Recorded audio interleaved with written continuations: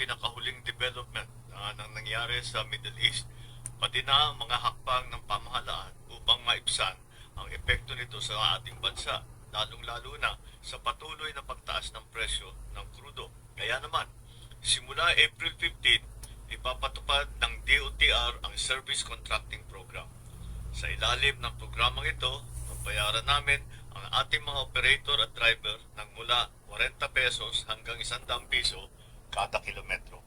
Dagdag ito sa kanilang kita mula sa pamasahe. Para naman sa mga commuter, may kasamang hindi bababa sa 20% na diskwento sa pamasahe. Ang mga ruta ay nakatuon sa mga lugar na may koneksyon sa tren at pangunahing mga bus route upang maging mas maayos, mabilis at maaasahan ang biyahe. Ipapatupad ito sa buong bansa.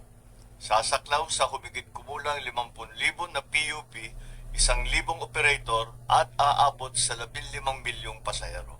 Ang Service Contracting Program ay ipapatupad sa off-peak hours upang masigurong may masasakyan pa rin ang ating mga kababayan kahit hindi sa rush hour. Lahat ng sasali ay may GPS monitoring para naman matiyak na aktwal ang biyahe at maayos ang serbisyo. Patuloy ang biyahe, patuloy ang hanap buhay. Di pa tayo titigil doon. Magpapatupad tayo ng 10 piso kada litro na bawas para sa public utility vehicle na may maximum na 150 liters kada linggo sa loob ng 3 buwan. Sisimulan muna natin ito sa NCR sa susunod na linggo.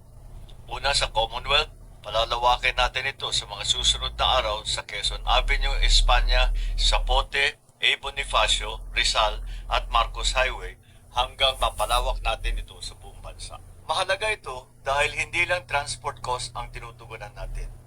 Pinipigilan din natin ang pagtaas ng presyo ng pagkain at iba pang pangunahing bilihin.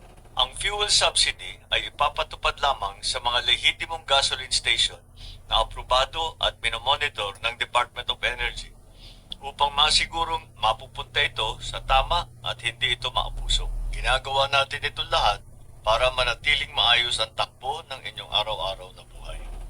Ang bawat desisyon na ginagawa natin ay may isang layunin lamang: maprotektahan ang Pilipino. Maraming salamat.